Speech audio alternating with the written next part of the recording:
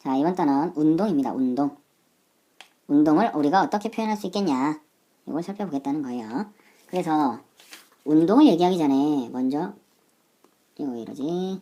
지 맘대로 운동을 얘기하기 전에 위치에 대해서 얘기해 볼게요. 위치를 얘기하려면 우리가 어디에 있다, 이걸 알아야 운동, 움직이는지를 얘기할 수가 있다는 거예요. 위치를 얘기하려면 먼저 기준이 필요하죠. 어디 있다 라고 얘기할 때 막무가내로 있어 얘기하면 안 되죠. 그럼 어디 있는지 모르잖아요. 기준, 선생님으로부터, 정문으로부터, 선생님이나 정문같이 기준이 된다라는 거죠. 기준이 있어야 된다. 그 다음에 선생님으로부터 있어. 무슨 말인지 모르겠죠. 선생님으로부터 몇 미터 떨어져 있어. 쌤 2미터. 그래서 뭐 거리, 뭐로부터의 거리? 기준점으로부터의 거리. 그 다음에 그럼 선생님으로부터 2미터 떨어져 있다? 그럼 어디 있는지 알겠어요? 모르겠죠. 뭐가 있어야 돼요? 그렇습니다. 방향이 있어야 돼요. 방향. 오른쪽으로, 왼쪽으로, 앞쪽으로, 뒤쪽으로, 이런 식으로. 자, 그래서 우리가 먼저 위치를 표현할 때 기준점, 기준으로부터의 거리, 기준점으로부터의 방향, 이 세 가지를 얘기해야 된다. 그러면 운동은 뭐냐? 움직인다는 거예요. 운동은 물체의 위치가 기준점으로부터 얼만큼 어느 방향으로 있냐? 그 위치가 시간이 지나면서, 시간이 흘러 가면서 어떻게 되는 거예요? 변하는 것을 우리가 뭐라고 한다? 운동. 쉽게 말하면 움직이는 걸 얘기하죠. 움직이는 거. 자, 어느 순간에 선생님으로부터 오른쪽으로 2m 떨어져 있던 녀석이, 선생님으로부터 어느 순간 오른쪽으로 2m 떨어져 있던 사람이 1초 뒤에도, 2초 뒤에도, 3초, 4초, 5초, 6초, 10초 뒤에도 여기 있을 거다? 모르죠. 얘가 움직이는지 아닌지 모르니까요. 그래서 필요한 게 뭐냐? 속력이에요. 얘가 지금 얼마나 빠르게 움직이고 있는지 알아야 속력이 0이다. 속력은 빠르기라고 일단 얘기할게요. 빠르기의 의미입니다. 그러면 빠르기가 0이다? 그러면 1초 뒤에도 제자리, 같은 위치에 있겠죠? 그죠? 근데 0이 아니야. 왜 되게 빨라? 그럼 1초 뒤에는 여기 있지 않죠. 그러니까 속력을 얘기해야 얘가 어디 있는지, 앞으로 어떻게 운동할 건지 이걸 알 수가 있다는 거예요. 뿐만 아니라 얘가 되게 빨라. 1초에 10m씩 움직여. 거의 육상선수죠. 그럼 1초에 10m 움직인다? 그럼 1초 뒤에, 지금은 선생님으로부터 2m 떨어진 데 있지만 1초 뒤에 어디 있는지 알아요, 몰라요? 모른다는 거예요. 뭘 알아야 돼? 운동 방향을 알아야 되죠. 선생님으로부터 오른쪽으로 지금 10m, 1초에 10m씩 움직인다. 그럼 1초 뒤에 오른쪽으로 10m 더 떨어진 곳에 있을 거다.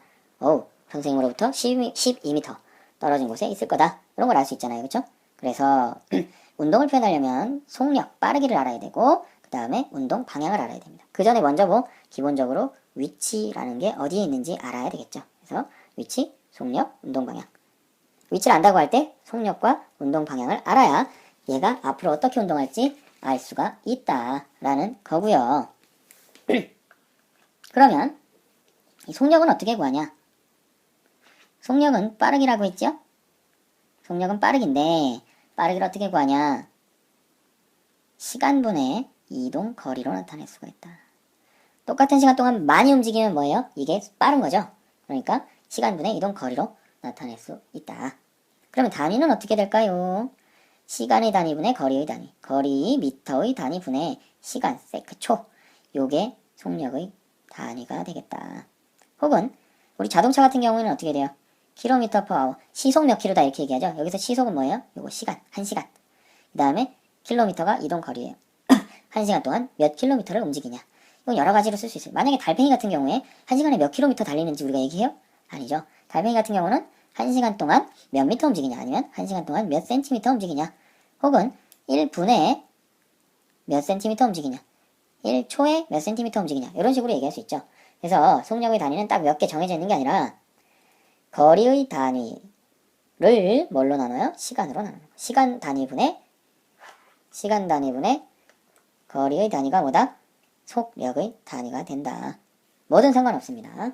이렇게 나타낼 수 있고, 이것 중에 속력 중에 평균 속력이라는 게 있어요. 평균적인 속력이 있죠. 그래서 총 걸린 시간 분의 총 전체 이동 거리.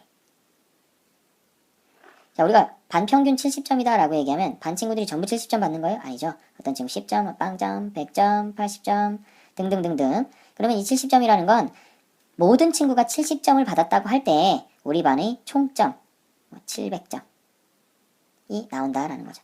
한 친구 한 친구가 전부 다 70점씩 받을 때 700점이라는 총점이 나온다라는 거죠. 이겁니다. 그러면 총 이동거리가 100m예요. 근데 10초 동안 움직였어요. 그러면 꾸준하게 달려서 10초 동안 100m를 가려면 1초에 몇 미터 달려야 돼? 이게 나타내는 게 이 평균 속력입니다. 그래서 총 걸린 거리를, 이동한 거리를 시간으로 나눠요. 그러면 10m/s죠. 1초에 10m씩 꾸준하게 달리면 10초 만에 100m를 이동할 수 있다 라는 얘기입니다. 이게 바로 뭐예요? 평균 속력입니다. 이건 말고 순간 속력이라는 게 있는데, 순간 속력은 뭐겠어요? 그 순간에 빠르냐 느리냐 이걸 얘기하는 거예요. 평균 속력은 얘가 빠르냐 느리냐를 지금 얘기할 수가 없죠. 그죠? 100m를, 99m를 1초 만에 움직이고 1m를 나머지 9초 동안 움직일 수도 있잖아요. 그쵸? 그러면 얘는 처음 1초는 굉장히 빠르지만 그 다음에 9초는 굉장히 느리게 움직이는 거예요. 그래서 얘기할 수가 없는데 순간 속력이라는 건 그 순간의 빠르기를 얘기하는 거기 때문에 순간 속력을 들었다. 아, 얘가 빠르구나. 아, 느리구나. 적당하구나. 이렇게 얘기할 수 있다는 겁니다. 대신 평균 속력은 계속 얘가 빠르다 느리다를 말할 수 있는 게 아니라 전체적으로 봤을 때, 평균적으로 봤을 때 대충 빠른 편이네, 느린 편이네 이런 거를 얘기할 수가 있다. 아시겠죠? 학생마다 평균 점수 얘기할 때 90점이다. 그러면 아, 얘가 모든 과목을 잘하는지는 모르겠지만 나머지 다 100점 맞고 과학만 50점이야. 모든 과목을 잘한다고 할 수는 없죠. 그렇지만 전체적으로 평균적으로 공부를 웬만큼 하는구나 이렇게 얘기할 수 있는 거죠. 그런 게 평균 속력이다 라는 겁니다. 다음 시간에 이제 속력을 우리 실생활에서 어떻게 표현하고 어떻게 이해할 수 있는지 예시들을 살펴보고 넘어가도록 하겠습니다.